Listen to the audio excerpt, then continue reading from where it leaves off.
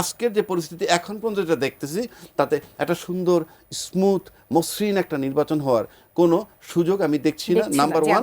এবং নির্বাচনের পরে পরবর্তী ধাপ কি হবে সেটা নিয়ে আমার শঙ্কা আছে। মানুষ প্রথমে উৎসুক হয়ে জিজ্ঞেস করে, ভাই ভোটটা কি হচ্ছে, ইলেকশনটা কি হবে?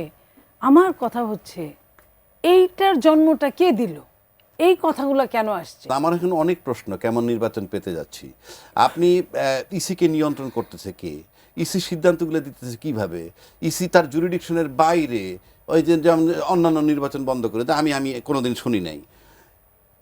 এবং সরকার কি করছে? সরকার আমার কাছে মনে হয় তার একটা সেফ এক্সিট প্রয়োজন।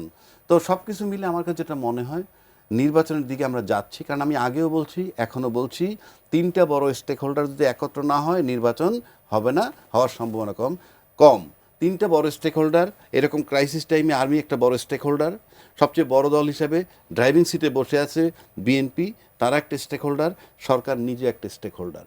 হ্যাঁ, এবং এই তিনটা স্টেক হোল্ডারের যদি ঐক্যমত্য থাকে তাহলে একটা নির্বাচন হবে।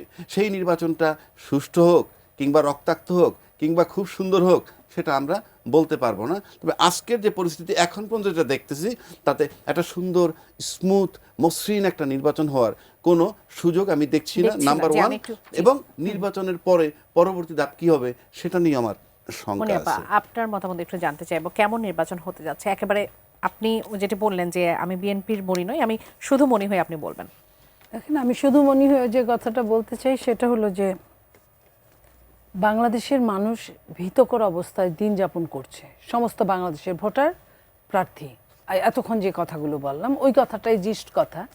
এই যে ভীত সন্ত্রস্ত জীবন নিয়ে জীবন পার করছে, তারা সকালবেলা উঠেই আগে খেয়াল করবে ভোটটা কেমন হচ্ছে। আগে যেমন খুব উৎসাহ নিয়ে সব কাজ টাজ বাদ দিয়ে সকালবেলা কিছু লোক লাইন ধরতো, মা বোনেরা লাইন লম্বা লম্বা মাইল হয়ে যেত, সেই ভোট দিয়ে তারপরে তারা রান্নাবাড়া করে খেত, বা কেউ কেউ রান্নাবাড়া করে এসে তাড়াতাড়ি লাইন ধরতো। এখন এটা না, আগে দেখবে যে ওইখানে কোনো অঘটন ঘটে কিনা, গুলাগুলি হয় কিনা, বোমা পটকা ফুটে কিনা, মারামারি হয় কিনা। যদি না হয় তাহলে হয়তো যাবে, আর নইলে হয়তো এরকমভাবে যাবেই না। এবং আরেকটা জিনিস, প্রতি 3 জনের সঙ্গে যদি আমরা কথা বলি এখন পর্যন্ত, মানুষ প্রথমে উৎসুক হয়ে জিজ্ঞেস করে, ভাই ভোটটা কি হচ্ছে, ইলেকশনটা কি হবে? আমার কথা হচ্ছে এইটার জন্মটা কে দিল, এই কথাগুলো কেন আসছে? এই ইলেকশনের আছে আর 20 দিন, এর মধ্যে যদি এই কথাগুলাই থাকে তাহলে কিন্তু এটা ভেরি ডেঞ্জারাস সুষ্ঠু নির্বাচনের জন্য।